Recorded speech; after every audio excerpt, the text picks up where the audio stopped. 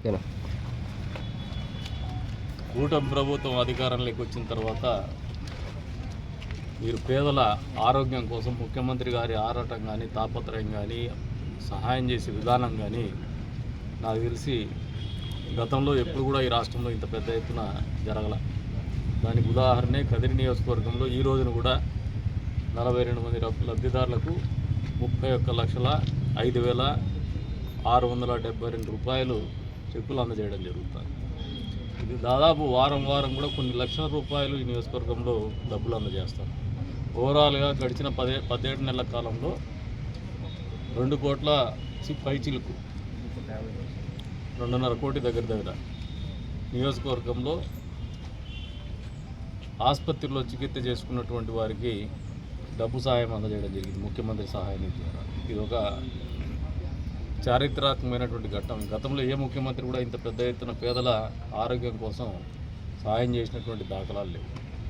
అయినప్పటికీ జగన్మోహన్ రెడ్డి పేదల ఆరోగ్యం గురించి ప్రజల్ని మభ్యపెట్టే ప్రయత్నం నిరంతరం చేస్తూనే వస్తున్నాం. హాస్పిటల్స్ గురించి మాట్లాడతాడు, పేద విద్యార్థుల గురించి మాట్లాడతాడు, మెడికల్ కాలేజీల గురించి మాట్లాడతాడు. మెడికల్ కాలేజీల్లో పీపీపీ మోడల్లో 110 సీట్లు వస్తాయి గవర్నమెంట్.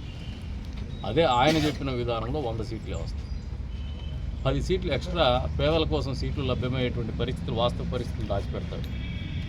అబద్ధాలు చెబుతూ పేదల్ని అన్యాయం చేస్తున్నారని మభ్య పెడతాడు. ఏదో జరగకూడదు జరుగుతున్నాడు. ఇటువంటి తాటాకు చెప్పులకు ఎవరు భయపడరు. ప్రజల్ని కూడా మభ్యపెట్టే క్రమంలో ప్రజల్ని కూడా ఎడ్యుకేట్ చేస్తాం. వాళ్ళకు కూడా వాస్తవాలు తెలియజేసి తద్వారా ప్రజల్ని భాగస్వామ్యం చేసుకుని ముందుకు పోతాం. కానీ జగన్మోహన్ రెడ్డి ఆలోచిస్తున్నటువంటి ఆలోచనలు వేరే. అధికారం కోసం ఆరాటం పడుతున్నాడు, తాపత్రం పడుతున్నాడు. అబద్ధాలు వల్లే వేస్తేనే అధికారం వస్తుందని, గతంలో వచ్చిన మాదిరిగా మళ్ళీ వస్తుందనుకుంటున్నాడు. కానీ ఇంకా ప్రజలు మోసపోయేటువంటి పరిస్థితులు లేదు. మళ్ళీ చేసింది చెప్పుకోలేదు అంటున్నాడు. చేసింది చెప్పుకోలేకపోతేనే వాళ్ళు అనుభవించి 11 సీట్లు ఇచ్చినారు. ఇంకా నువ్వు చేసిండేటువంటి నువ్వే చెప్పుకుంటే, మేము చెప్పితే నీకు 11 వచ్చినాయి. నువ్వే చెప్పుకునేవంటే 11 కూడా రావు.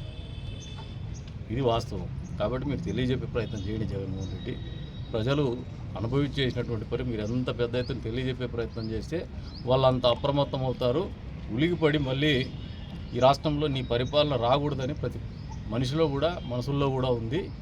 భయపడిపోయినారు నీ పరిపాలన చూసి. ఇంతటి అరాచక పరిపాలన, అశాంతికరమైనటువంటి జీవన విధానాలు అందించినటువంటి ఏకైక ముఖ్యమంత్రి తెలుగు రాష్ట్రాల్లో, కంబైన్డ్ స్టేట్లో కావచ్చు, కొత్తగా ఏర్పడినటువంటి నవ్యాంధ్రప్రదేశ్లో కావచ్చు, చరిత్రలో నీలాంటి ముఖ్యమంత్రి ఎవరు పనిచేయలేదనేది వాస్తవం అని చెప్పేసి తెలియజెప్తున్నాం.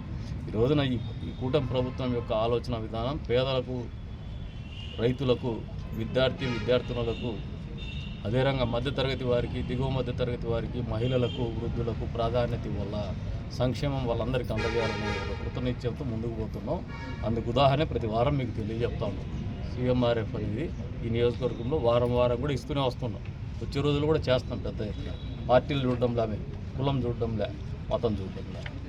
గతంలో మాదిరిగా తెలుగుదేశం పార్టీ వాళ్ళంటే వాళ్ళ సీఎంఆర్ఎఫ్ ట్రైనింగ్ పెట్టాలి. వైసీపీ వాళ్ళు కూడా తిరస్కరింపబడి మీరు చేతగాంతనం, మీకు ముఖ్యమంత్రికి ఆలోచన లేనట్టు. మా ముఖ్యమంత్రి మాకు అది నేర్పిలా. ఎవరు తీసుకుపోయినా సంతకం పెడతారు. పాపం ఏ పార్టీ అని అడగలమన్నా, ఏ కులం అని అడగల. ఆయన తీసుకుపోతే పేదవాళ్ళు ఇబ్బందుల్లో ఉన్నారని చెప్పేసి ఆయనకు చేతనైనంత వరకు చాలా లిబరల్గా అంటే చాలా లిబరల్గా సపోర్ట్ చేస్తున్నాడు. దానికి నియోజకవర్గ ప్రజలందరి తరఫున కూడా దానికి కృతజ్ఞతలు తెలియజేస్తాను.